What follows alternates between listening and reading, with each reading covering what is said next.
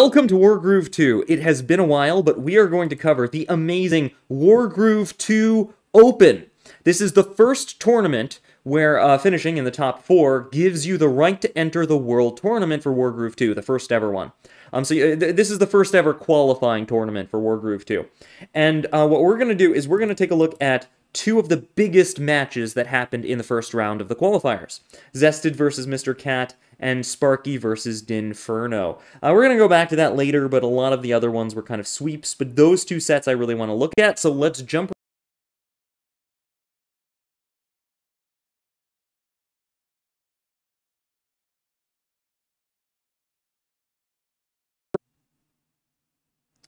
Alright, in red, playing Sedge, we have Zested. Whoa, that's a little fast. Let me slow that down a bit.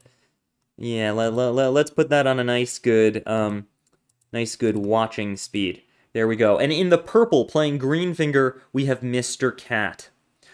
Alright, so Zested is clearly the favorite to win here. Zested is one of those players that has beaten the top players in the world. In fact, the last time I played Zested, number 2 in the world over here, I lost. Zested beat me. So that's how good Zested is. Mr. Cat, on the other hand, in purple, the purple player is kind of the underdog of Wargroove World Tournaments.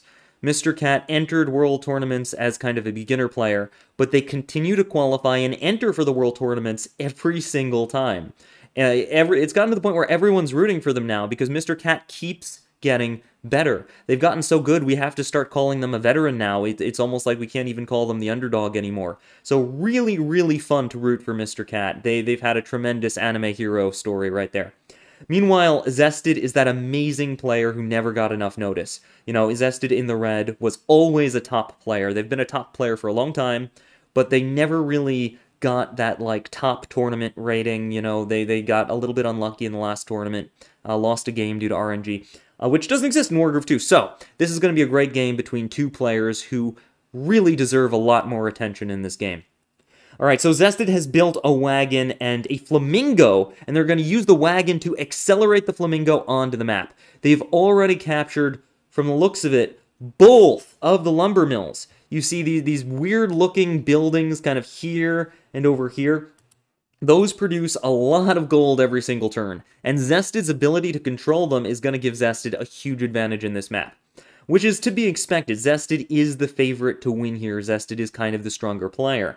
But I'm doing this match for a reason, because I heard it was very, very close, and I don't know who won. Alright, so Mr. Cat is looking a little bit behind, because Zested managed to get both lumber mills. And we see Zested kind of going down, going for those villages now, right, growing their lead even further, kind of kicking that infiltrating purple sword out of the corner of the map. Meanwhile, sneaking into purple's corner of the map, Zested has so much gold right now, it's ridiculous. They're even attacking a commander with a sword. I don't know how to describe this. That's like in League of Legends, you choose to attack a champion with a minion. Alright, that's how ahead Zested is right now. Mr. Cat is just, you know, finishing off the sword, just trying to gain whatever advantages they can. They're severely behind right now. In fact, let's take a quick look at the economy. So, Mr. Cat isn't that far behind, actually, but losing both lumber mills isn't displayed on the stats. That's the problem. Lumber mills don't technically count as income. Mr. Cat is definitely a little bit behind here, but they're trying to keep it even. They're trying to keep it as close to even as they can. Meanwhile, it looks like Zested is just going to take over that corner. They redeem both lumber mills, getting a ton more gold. Huge advantage to Zested. Oh, massive attack into Purple's army right there. Alright, red is just dominating. Taking out that village, bringing in swords to secure the village. It looks like Zested is just has every single contested property under their control and is just winning. Mr. Cat's doing their best to flip it back, retaking control of some of these villages. Their commander, Greenfinger, the purple leafy man, has Groove. Greenfinger now has the ability to summon vines onto the map.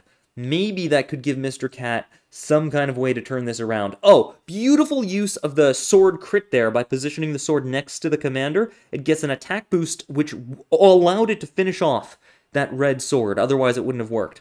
Big moves by Mr. Cat, but they're still behind. Despite winning this battle, they don't have enough lumber mills, they don't have enough money, and Zested is just bleeding them dry. Zested takes control of that corner village. going in with the dog, going in with the harpy. Zested is just attacking everywhere because Zested knows that they have more gold and they can afford to just keep the attack going. Sedge comes in to join the attack so big. It looks like Zested is just going to win this. I don't know why someone told me this match was close. It doesn't look close, but maybe something interesting will happen. Mr. Cat has taken control of the lumber mill. They finally got it back. Which will give them a little bit more of an even fight against Zested. If we take a quick look at the economy, we can see that Mr. Cat has actually caught up to Zested now that they've taken control of that lumber mill, and they've actually are winning on unit count because Zested sacrificed so many dudes to slow Mr. Cat down. Wow! Mr. Cat actually came back already just by winning those small, grindy fights. They managed to retake enough gold and units to come back. The problem is, during that time, Zested built a much more expensive army. I mean, we'll look at Mr. Cat's army. It's mostly really weak swords. You know, we got a knight there, we got a pike there, but lots of swords. Zested's army is lots of pikes, harpies, and knights, and Zested has a much more expensive and powerful army. Meanwhile, Mr. Cat has kind of like the bargain bin army. That's not stopping Mr. Cat, though. Mr. Cat is going in, actually attacking the commander with a harpy, attacking a dog with a dog. Mr. Cat is moving their troops forward to try to gain control of the situation. Really nice placed mages with both armies to stop all of these air units from harassing them. I really like Mr. Cat's positioning, you know, these swords aren't that strong, but they make good body blocks for the more powerful units. Mr. Cat's playing this really well. Alright, it's Zested's turn now. Zested's actually just ignoring this weak sword, moving their army forward, using the archer and Sedge to finish off that dog. But, you know, Sedge didn't really get to do that much that turn, just finishing off a dog, that's not much. Alright, we see a wagon and a mage kind of protect this archer from the flamingo so it doesn't snipe it. Pikes go in, deal huge damage to those swords, and we see the harpy get a good hit there on the knight. We see the dog hit that. Oh, a double harpies. What Zested is doing is really smart. By attacking this flank with 2 harpies, the mage can only kill one of them. So it's guaranteed to be a good attack. Zested is doing really, really well right now. Alright, we see a deep strike harpy from Mr. Cat. Gonna get some free damage there deep into Zested's territory. Wow! Suicides a unit just to weaken that dog a little bit so the mage can come through and clear that so that Greenfinger can summon Tier 2 vines. Wow, that's really big. Although it didn't do any damage to the stronghold, it's securing all this territory near the stronghold, possibly allowing Mr. Cat to get a game-winning attack. This is big. Zested has to respond to this correctly or they're just going to lose. Alright, Zested finally clears out that annoying sword in the corner. Mr. Cat did a great job of being really annoying in that corner.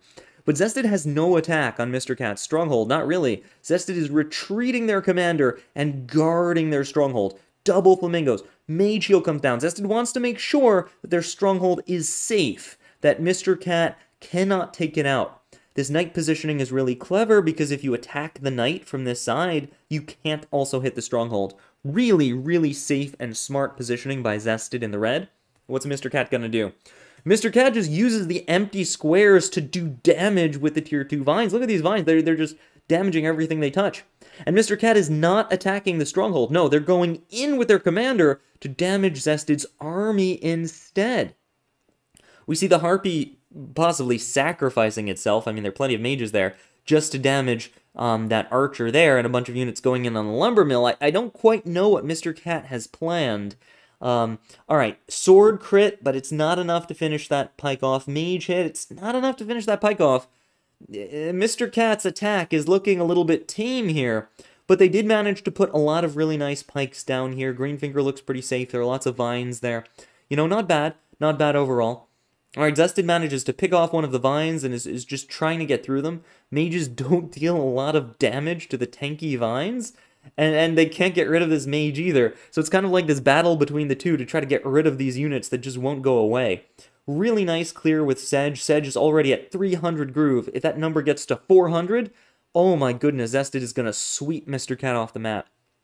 That harpy does go down. The archer finishes stuff off.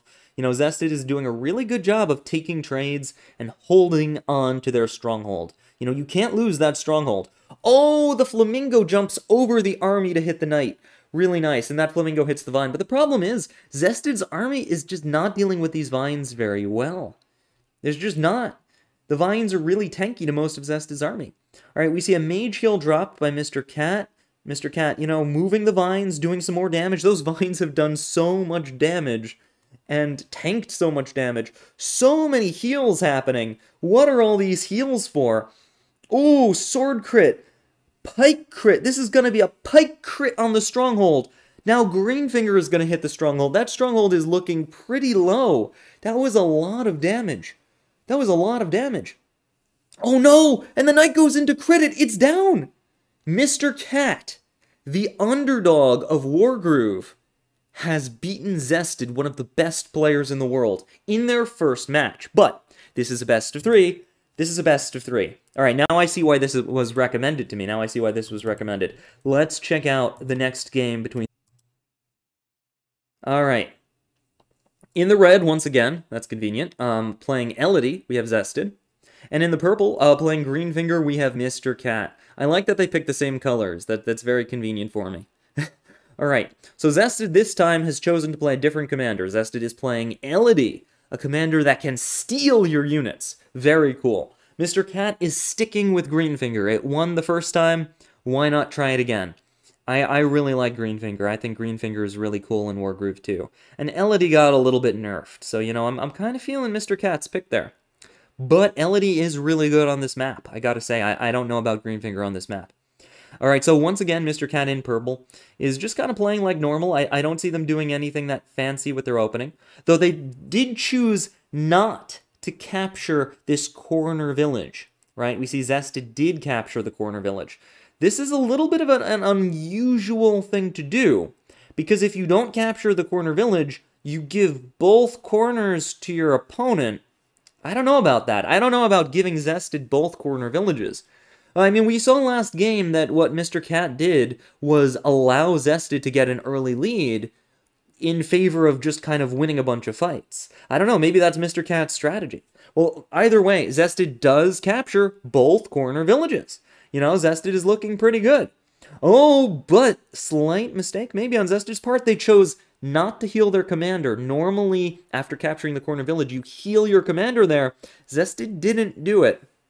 And we see Mr. Cat is punishing that decision by choosing to attack Zested's commander with a very weak sword. This is going to put... Elodie is really weak. Zested's commander is really weak.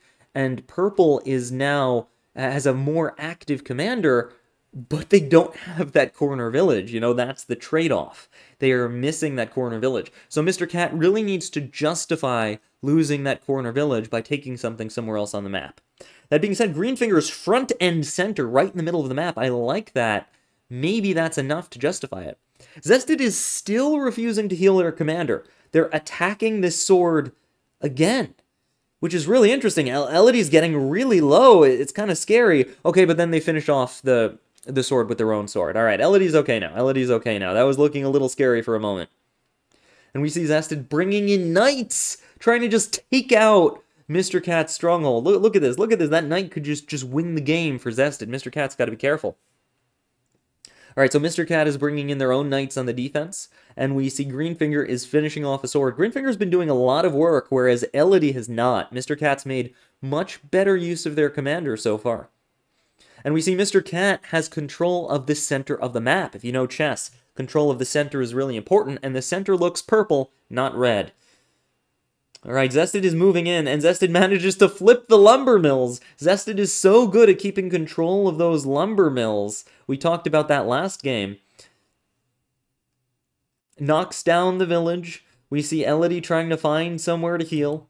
You know, and if we take a quick look at the economy, we can see that Zested is clearly winning. You know, Zested is clearly winning, but Mr. Cat finally managed to take the corner back, and is now knocking down a middle village in addition to getting their corner back. Just like last game, even though Zested had an early lead, Mr. Cat manages to steal the lead around turn 7. This is the new Mr. Cat we're looking at. Not any kind of underdog, no. This new Mr. Cat is fantastic. They're able to do some kind of crazy strategy where they fall behind early, but then get an amazing position. And Zested chooses to convert one of their units into a warship, just like it activates its, I don't know, anime transformer sequence and becomes a frickin' warship. Look at that. Mr. Cat also has a warship. Apparently, I missed the meta on the map, and now everyone builds warships? I've never seen that before, but I guess that's what the cool kids do these days. Alright, Mr. Cat takes out another village. It's like they're not even worried about their stronghold. They're like, I got a warship. My stronghold is fine. Meanwhile, Greenfinger is flanking Zested's army. I don't know what Zested does here. Alright, Zested's got a barge, you know, they're playing very, very smart. Alright, Knight comes in, takes out a sword. Another Knight comes in, takes out another sword. Zested's like, alright, your stronghold is safe. I respect the warship. But, you know, I'm going to just build my barges, I'm going to build my tech, I'm going to bring in my commander, I'm going to take out your units, and let's go, let's fight. We even see more swords hitting commanders, which is very unusual. This is not something I'm used to seeing, but these two players have been doing it a lot. Maybe that's, you know, the new meta in Wargroove 2. You attack a commander with a sword, I don't know. Greenfinger is just ignoring the tickle damage from the sword, knocking down the village. Right? Mr. Cat comes in with a warship, retakes their lumber mill, brings in the dog, and if we look at the economy, Mr. Cat is just cleaning up shop. Mr. Cat is so ahead on economy right now. It's incredible. But Zested does have a slight army lead, but it's almost nothing. It's almost nothing. You know, and Mr. Cat is just ahead. Alright, Elodie is coming in. Elodie is coming in like, alright, Mr. Cat, you've had the economy for too long. I'm going to take away your villages now. We see Knights come in. Oh, nice. Zested wipes out, what is that? 3 villages. And if we look at the economy now, it's completely even. Zested is winning, actually. Zested has gone from losing to winning. Zested Uno reversed carded the map. And now Zested has control of the center. Zested has the economy. Zested has the super defensive navy, you know. But Mr. Cat is like, well, I don't care. I don't care. I'm going to attack your stronghold anyway. And we see the defensive warship doing some work over here. You know, a Greenfinger has almost tier 2 groove. We could see that come in soon. By attacking the village with a sword, it's just not enough for Greenfinger to get tier 2 groove. Alright, Zested has got to respond to this threat on their stronghold, and they do. Warship slam on the Knight. Big damage. Really big damage right there. Oh my goodness. Elodie is coming in. Elodie is pressing on the attack. You know, you got to be careful. Elodie could steal your warship if you're not careful. Meanwhile, Zested has this really powerful defensive thing going on near their stronghold. I don't know what Mr. Cat's going to do. It looks like Zested has this in the bag. Oh, Mr. Cat is actually going for the stronghold despite their super weak army. They're even bringing in a dragon to back it up. I don't know how this is supposed to work. The warship walks into Elodie's range. Elodie could just steal that warship. Alright, no, Mr. Cat is not going to allow that. Mr. Cat is using Greenfinger Groove. We saw it last game. The vines appear, and it will stop Elodie from being able to get to the warship. So that'll keep the warship nice and safe, and it acts as a really good source of damage and defense. A frog is built on Mr. Cat's side. Now, Zested has to respond to this. You know, Zested can't just allow Mr. Cat to take out their stronghold. That would lose them the game. Warship comes in, so much damage is coming in, and Zested just basically sweeps everything here. Zested's like, you thought you could attack my stronghold? Get out of here, Mr. Cat, and just wipes out their entire army, even putting multiple anti-air units here to stop the dragon. If we take a look at the economy, Zested is winning. There's no question Zested is winning, but it's close. It's a close game. Alright, so Mr. Cat is moving their vines forward, dealing a lot of damage with the vines, retaking some territory. These vines are really the only thing keeping Mr. Cat in the game right now, but they're doing a great job of kind of keeping Elodie's, you know, thieving hands off of Mr. Cat's units. I really like the frog pull to make the dog just go a little bit faster. Great use of the frog. The dragon decides, okay, your stronghold's safe. I'm going to go attack over here now, and starts hitting the center of the map. We see a merfolk getting converted out of a soldier, so the soldier just decided, I want to live a life in the sea now, and just turned into a merfolk, because you can do that in Wargroove too. Alright, Zested's got an archer here and is using pikes to clear the vines. That's smart. Zested has learned their lesson from last time. Pikes are much better at attacking vines. We see knights coming in to clear pikes. A little bit counterintuitive, but it works in this situation. And Zested continues to make more and more barges. Zested has just made like a ton of barges to help transport their units onto the battlefield more quickly. I really like that, actually. Mr. Cat goes in, and we see a sword just attacking Elodie out of nowhere. that sword is just going to get completely destroyed. The only reason to sacrifice your sword like this is generally if you think you can win the game. A weak dog is also attacking Elodie. Does Mr. Cat think they can outright win the game here by taking Elodie out in a single turn? That is not easy to do. The Vine goes in, does a little bit of damage. A Knight goes in.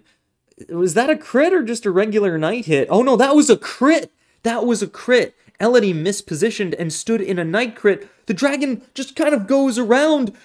Mr. Cat, the underdog of Wargroove, has swept Zested, one of the best players in the world. Wow. Hero's journey for Mr. Cat. Mr. Cat will move on to round 2 of the Wargroove 1 Open. Of the Wargroove 1 qualifiers. Sorry, the Wargroove 2 qualifiers 1. Oh my goodness. Those words, I will get better at those words. I will get better at those words. Okay, so that was awesome. That was awesome. But we're not done yet. I also want to take a look at Sparky versus Dinferno. You know, Sparky's a little bit of a newer player, and Dinferno's an old hat, but they haven't showed up that much. You know, they haven't, like, been very active lately. So that's one of the matches that could go either way. Unlike these other matches, like Mastro versus Battleberg, you know, Mastro was top 2, top 3 in the world last couple tournaments. I'm pretty sure Mastro's going to win. Derek versus Stargen, you know, Derek is a really good. Stargen's great, too. I mean, these are amazing players, but you know, these were sweeps, but I want to take a look at Sparky versus Dinferno because I think that's going to be really close. And if you want to watch any of the matches that I wasn't able to cover because I just don't have time to cover them all, they'll be on the Groove of War YouTube channel. They'll be on Barrett's streams, you know, lots of places to check them out. All right, but I want to take a look at Sparky versus Dinferno. Okay, in the blue, playing Vesper, all right, we've got Sparky. And in the red, playing Caesar, we have Dinferno. Now, it's important to know that Sparky is a little bit newer to the Wargroove to competitive scene, to Wargroove competitive in general. Dinferno has been playing for a very long time, but they don't play all the time. It's kind of like they show up every once in a while. You know, like that chess IM who shows up to the park every once in a while, and they can beat most people, but they're not familiar with the latest strategies, you know. That's kind of Dinferno. They're a really good player who shows up every once in a while. Whereas Sparky's kind of like that energetic new player who's trying to get into this and is pretty good, you know? So old experience versus new experience is put to the test here. All right, so we've got Sparky playing Vesper. I really like Vesper, provided that they've fixed most of the bugs with Vesper. I think there's still this weird thing where Vesper's ultimate power, you know, Vesper's tier 2 groove, still has a problem where it randomly places the things it summons, but I don't know. If you take a look at the top of the map here, that village that has not been captured yet, this one here, that's a fortified village. That's worth a lot of gold. I don't know about Dinferno's decision not to capture that yet. They were prioritizing the lumber mill, also very valuable, but the fortified village is worth a little bit more, and they don't have it yet. So I don't know, that could give Sparky a slight advantage. But Dinferno is also flush with money, so maybe they know something I don't. I mean, they've got 1,600 gold at the start of this turn. You know, they're obviously doing all right. All right, so Sparky's coming in on the attack, you know, using their commander to knock down villages. A commander's maximum damage is 70, so that was a perfectly timed village attack. It's clear Sparky prepared this. They were like, on exactly this turn, I'm going to attack that village, knock it down. They're bringing in a knight, they're bringing in some more knights, kind of just trying to defend and attack at the same time, you know, up here. We see Dinferno using a sword and not their commander to knock down this village. That means their commander will get a little bit less groove, you know? Using your commander to knock down the village gives you a little more groove. Was that worth it for Dinferno? I don't know. It's just these tiny things that Sparky seems to be doing just a little bit better. Just a little bit better. Once again, Sparky's attacking with their commander, going after the sword. I don't think it's gonna... Oh, it goes down. Perfect. So Vesper's been killing things every turn. That's going to give Sparky a lot of groove charge. I mean, we take a look at the groove charge here. Sparky's got 159 groove charge compared to Caesar's 105. You know, Sparky's doing really well on the groove charge. And then that's one of the things about Wargroove too. You know, your whole army gets groove charge, but the commander's still very important. Finishing things off with the commander is still very important. So we see Sparky doing that a little bit better. You know, Dinferno's attacking stuff with their commander, but less often. They're not knocking stuff down as often. They didn't knock this village down, whereas Sparky did already. Okay, they got this one back. That's fair, that's fair. Dinferno's just trying to keep up. I see a golem coming out from Dinferno. I really like the golem. But unfortunately, Vesper walked up to it and smacked it. Okay, shows what I know. I like the golem a little bit less. Sparky is smart. And that's going to do some really efficient damage to the golem. Then we see the sword crit come in. Wow. Okay, that golem was just neutralized by Sparky. Really nice plays right there. And we see the knight crit come in, taking out a sword, and then bringing the dragon in to back up the knights. This looks really scary right now. You know, Sparky has total air dominance on that side of the map, and Vesper Groove, which could just make stuff invincible. I don't know how Dinferno fights this. Alright, so Dinferno's just trying to make use of the golem as best they can. We see Caesar attacking into the knight. You know, Dinferno's just kind of going for it. But it does seem like Sparky is in control of this match. Dinferno is just kind of reacting to everything Sparky does. But, you know, it's a little bit slow. Like that mage, right? That mage to counter the dragon. It's so far back. That dragon's going to get a free kill this turn, pretty much. All right, we see a knight going in on Vesper. Really big damage there. Really big damage. Really good attack by Dinferno. Sparky's got to be careful not to lose their commander, but otherwise they're doing fantastic. Multiple sword crits being used to weaken the golem, and then Vesper goes in to finish it off. I mean, it is really great that Sparky took down a golem, but they got to be a little careful here. If you lose your commander, you lose the game. I like that mage heal. That mage heal is going to keep Vesper alive, which is, you know, a good thing. You want your win condition to be alive, generally. Nice. The dragon gets a free kill, like we talked about. Caesar is looking kind of trapped, which is pretty bad. And Sparky's just running over their opponent in this game. Honestly, Sparky has such a dominating position with that uncontested dragon, a bunch of uncontested knights. Caesar kind of getting a little stuck and being forced to sort of run away awkwardly. You know, he picks up a sword on the way out, That's good. That's pretty good. But this is still looking really, really nice for Sparky. That being said, Dinferno still got a lot of money. You know, they're not falling too far behind on economy. They got a lot of money. And where there's a money, there's a way. As some people say, I think somewhere. Maybe, I don't know. Harpy comes in, you know, Dinferno's trying to say, all right, you know, I've got air units too. I can play the air unit game too. Meanwhile, Sparky is just, dominating with these knight crits. Gets a hit on the mage. So now even if that mage goes for the dragon, it's not going to do as much damage. Wow, dragon and knight crit on Caesar. Sparky is being vicious here. The commander is so low. And then we just see more attacks. And it's like, Caesar's fine. Caesar can just heal. You know, Caesar can really just walk away and heal. I'm not even sure if that was worth it. But ultimately, it just shows how powerful Sparky is in this position. However, you know, attacking a commander that can just heal themselves, that is sort of giving Dinferno a little bit of room to come back. So we might see Dinferno launch some kind of counterattack now. We'll see if they can find a way.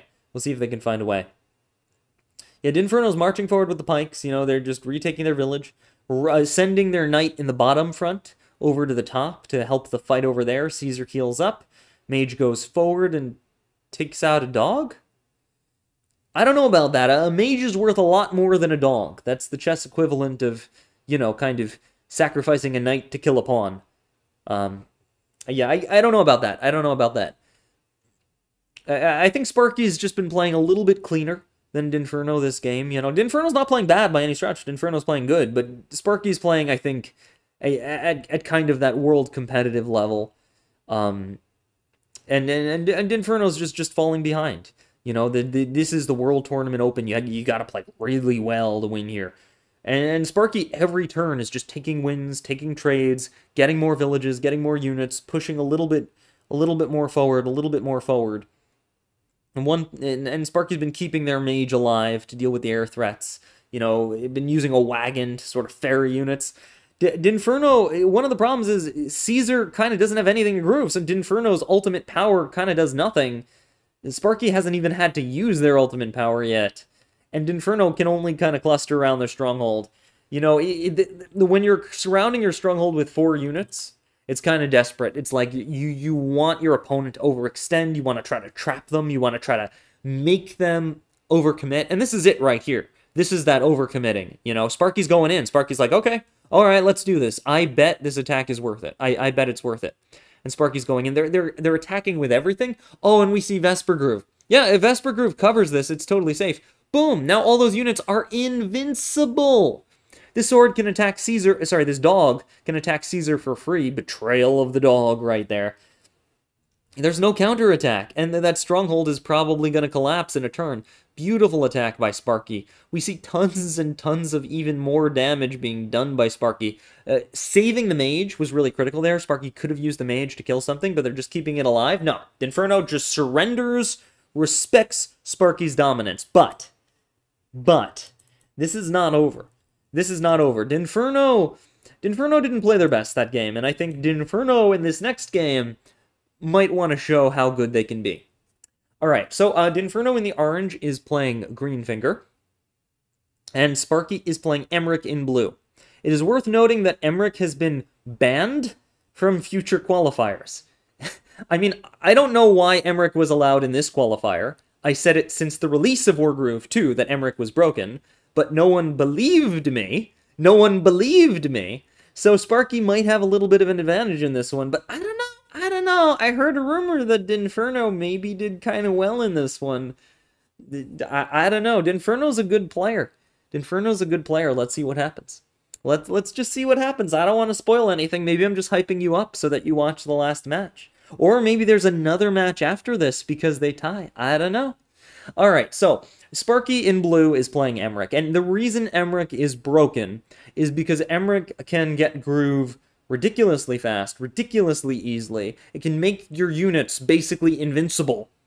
And on top of that, your tier 2 groove, which is also super fast, can turn your trebuchets into instantly game-winning machines. Unstoppable game-winning machines.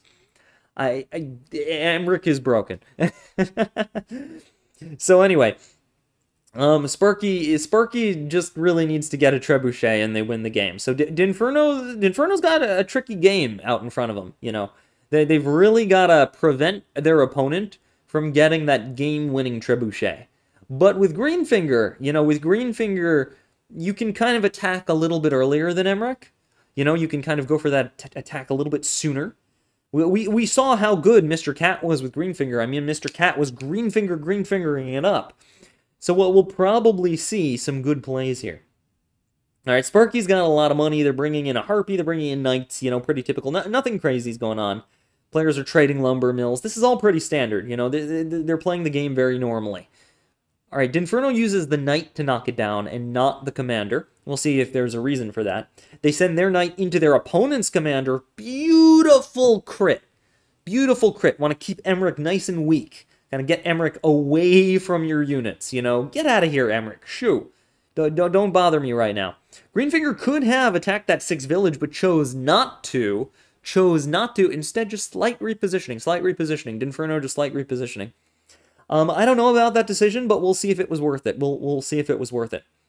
Emmerich actually is just going to stand there and duke the Knights with, like, his bare hands. That's pretty brave. And attack in to Dinferno's army. Oh, dog crit on the Knight. But, you know, Knights are pretty tanky against dogs, despite what some memes would have you believe. Sparky's just going in. Sparky is just going in, just, like, attacking everything in sight. This is not a Knight crit, so it's not going to do as much damage. Oh, it is a Knight crit. Okay, it is going to do as much damage. What am I saying? And we see a rifle coming out from Sparky.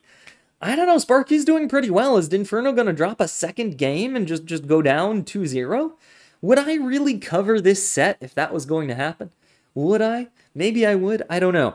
Alright, so Dinferno's... Oh, really nice flamingo pick on that Knight. I like that. Then using the Knight to hit the Knight. You know, Dinferno's advancing really nicely here. And Dinferno could have flipped that village on the side for a while now. They're just like, nah, I just want to fight. I just want to fight. Beautiful dog-on-dog crit right there, just kind of holding on to the lumber mills. And Dinferno holding on to both lumber mills is pretty significant. We see Sparky getting a rifle shot on, that's really nice. Just fighting, duking it out. Emmerich is really low on health here and continues to fight. That's the thing, that Dinferno's in orange is being a little safer with their commander than Sparky in blue. You know, Sparky and Blue is being a little more reckless with their commander, kind of just putting them low health. I mean, they're both low health, but Sparky's kind of near more enemies, I guess.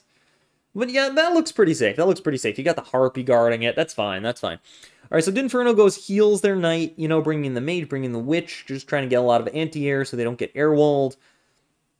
Dinferno continues to refuse to go after that side village. And this one over here, this 8 village. Dinferno could have flipped that a million times over. Just doesn't want to. Dinferno just does not want this village. Dinferno's like, no, no, no, no, no. I wanna set up in front of your stronghold. I don't want to get distracted by a village. I want the middle of the map. I want your stronghold. And now Sparky has to answer that. Like, uh-oh, you want my stronghold? Well, that will win you the game. I can't give you my stronghold.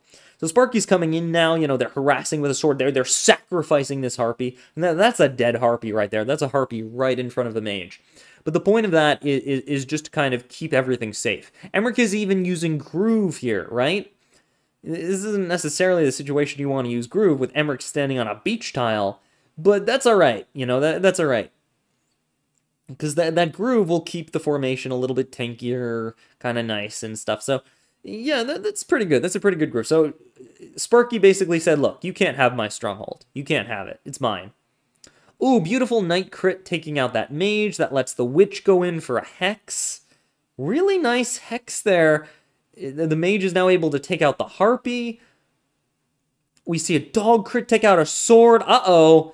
Like we were saying, that beach tile was a little reckless. You know, even though the crystal gives you more defense, it looked to me like there was a kill on Emmerich there, but it didn't happen. Maybe there wasn't. Maybe I did the math wrong. I don't know. Maybe I did the math wrong. It looked to me like there was a lethal there, but Dinferno didn't go for it. Maybe it wasn't there. Maybe it wasn't there. So Emmerich survives. Emmerich survives, and it's turning out into this bloody brawl. I thought Dinferno was going to win that turn, but nope. The rifle gets a shot on the mage. Dog finishes it off, and there's a bunch of weakened units everywhere. Emmerich is still duking it out. Like, these commanders just don't want to heal. They just want to fight every turn. I mean, respect for these, like, tavern brawler commanders we've got going on over here. But meanwhile, Emmerich still has, like, no health and is just kind of relying on the crystal to keep them safe. But that's the thing, the Hex ignores the crystal. The Hex ignores all that defense. So, you know, with that witch kind of in the back line there, and all this heavy damage coming out. Oh no, and the knight dropped the crystal, which means the balloon can go down. Emmerich is in a bit of trouble now. Emmerich is in a bit of trouble now. And we see the vines just trap Emmerich while doing tons of damage. Oh no. And Dinferno didn't even attack Emmerich with the knight. Dinferno just is saving the knight to keep the knight in a good attacking position. Dinferno has Emmerich trapped. If Emmerich can't get out of there, Dinferno wins the game. We have seen Greenfinger really dominate in this qualifier. Greenfinger is looking really strong. And this is against Emmerich, someone who was banned after this. So, you know, that should tell you something. All right, Emmerich takes out the sword, but did not escape. Yeah, and just ends their turn. Ends their turn. Sparky knows it's over. Sparky knows it's over, and Dinferno was like, all right. I was just a little rusty last game.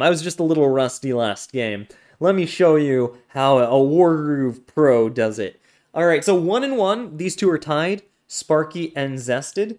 So with them being tied, we have one more game to look forward to in the first round of the first qualifier of Wargroove 2. Oh, this map looks familiar. It's that quick play map. In the blue, Sparky is playing Koji, and in the orange, Dinferno is playing Greenfinger once again. We've seen Greenfinger be very popular lately. I mean, Greenfinger's been winning matches, that's all I can say. We've seen Greenfinger take matches. All right, so they're each 1-1. They've each won a game.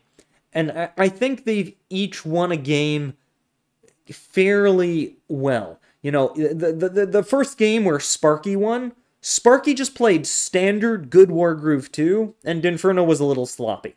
In the second game, the one Dinferno won, Dinferno played standard Wargroove 2, but chose to be a little more aggressive, took control of the game. Sparky got a little sloppy, and Dinferno won. Now I want to see perfect play from both players and just have at it at the best of their abilities.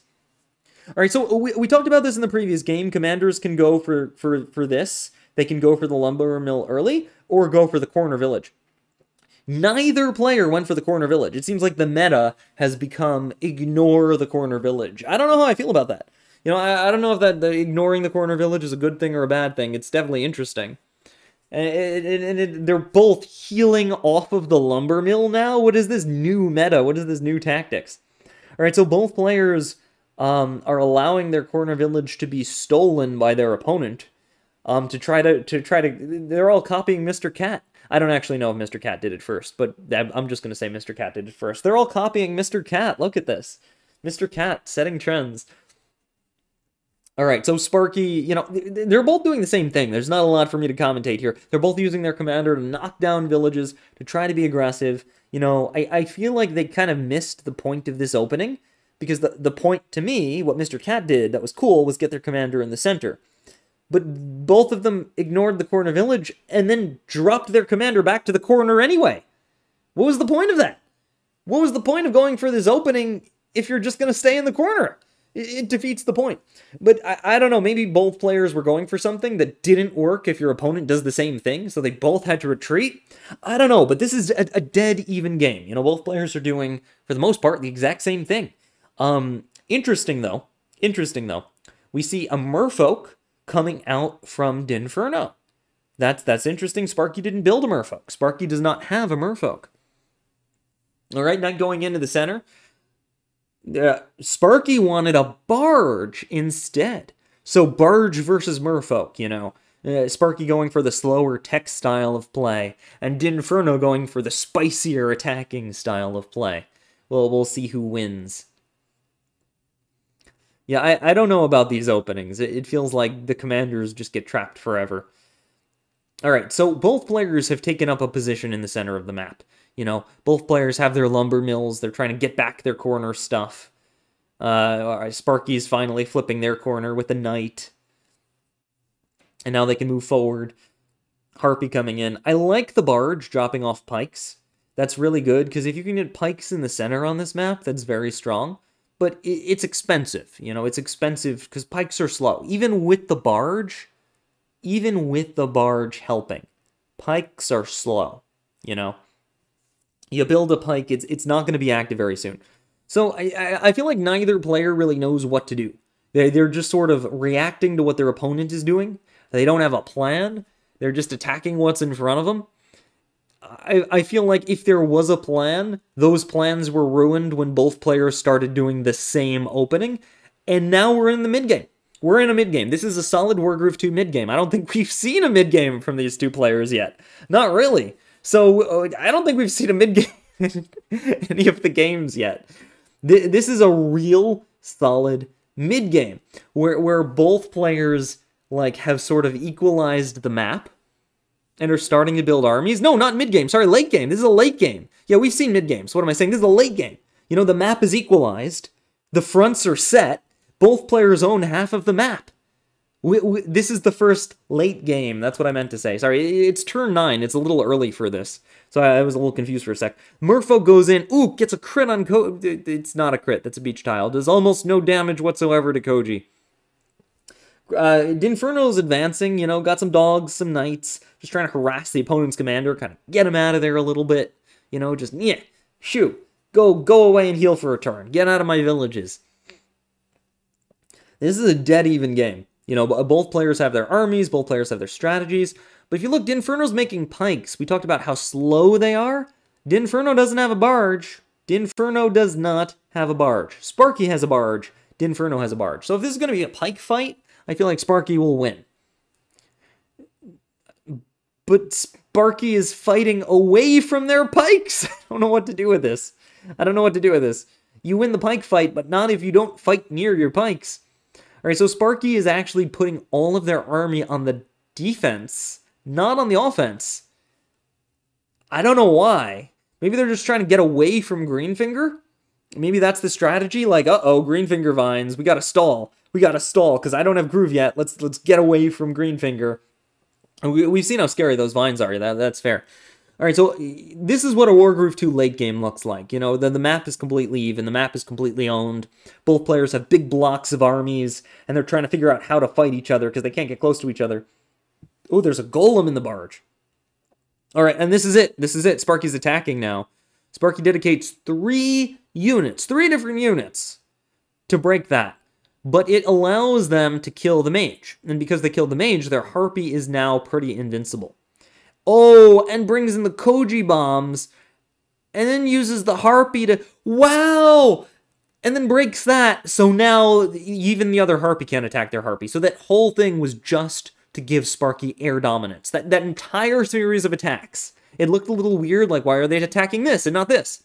The whole point was to snipe, to assassinate, to surgically take out every unit that could possibly hit air, and give Sparky complete air control. Now, that mage just walked forward and did some damage, and this mage walked forward, and this harpoon ship walked forward. So, you know, I don't know if it was worth it. You know, maybe it was worth it for a turn, but now 3 new anti-air have just appeared, you know, with more behind. So, Sparky's immediately lost the air dominance they worked so hard for. But it kind of let them attack for a turn. And now, it's next turn, they're attacking again, and they threw their harpy on the other side. And maybe the harpy will be safe over there. You know, like, Sparky is cleverly kind of moving the combat away from the right side, kind of rotating the combat away from where they really don't want to be fighting, right? They heal their commander, and they're just like, okay, maybe fighting into my opponent's barracks was a bad idea. I'm just going to sort of rotate my attack towards my pikes, towards my good stuff over here. Mage goes in, takes out the harpy. You know, that harpy was not long for this world. But because it was busy taking out the harpy, this bomb gets to survive, right? Because the bomb is a flying unit. So now, you know, Koji still has that bomb they can use whenever they want. Pretty critical strategy right there when you think about it. All right, huge damage coming out from all the vines. They managed to do a lot of damage to the Koji bomb, actually. That's kind of interesting. We see a bunch of stuff go in here to do some damage. It seems like Koji is just uses the bomb to take out vines to hit the mage. Wow, Sparky is determined to kill every single thing that can hit air. I mean, but they don't have any air units. I guess they've got this harpy here. I guess they've got this harpy here. Maybe they're preparing. Maybe they're preparing for the next wave of Koji bombs. They're like, next time I get Groove, like they're thinking super far ahead. Next time I get Groove, I don't want you to be able to attack my Koji bombs. Maybe that's what they're thinking. I don't know. But it's a good strategy overall because, you know, Koji does create air units. So you want to make it so your opponent can't hurt them so much. That golem, unfortunately, is standing on beach and will take a commander to the face. That is the worst case scenario for your golem. You never want your golem to be in that position. D'Inferno's coming in with tons of damage. Still using those vines for great effect. We see this pike kind of wander over there and finish off that pike. I don't like it, though, because D'Inferno's army is really exposed. Like, there's a lot of ways to attack them. And we see it right there. Mage crit takes that out, right? Archer. Pike crit takes that out. Sword takes that out. Sparky's getting a lot of really nice attacks. Sparky owns the middle of the map. Sparky's knocked out, you know, the lumber mill there. What we've seen is that just Sparky has been playing the late game better. Sparky has been winning the fights, causing the attacks to happen, choosing where the attacks happen, killing specific units to control how the attacks happen. Sparky has just been playing on another level, and I think that's made the difference so far in this game. However, they still have to, like, not lose their commander, you know, but D'Inferno's running out of troops, and yeah, D'Inferno just surrenders. D'Inferno just surrenders because Sparky has just too much of a lead right now, is pushing towards the HQ, too much money. Great game. So Sparky, the new up-and-coming kind of, like, a rabble-rouser there, manages to beat the old veteran D'Inferno. And that's not a comment on anyone's age. I don't know, and I don't want to know anyone's age. It's just kind of, you know, how long they've been playing. Alright, so in the first round, you know, I think Warble and Disobeyed, something weird happened in their match, and Disobeyed just got to go on.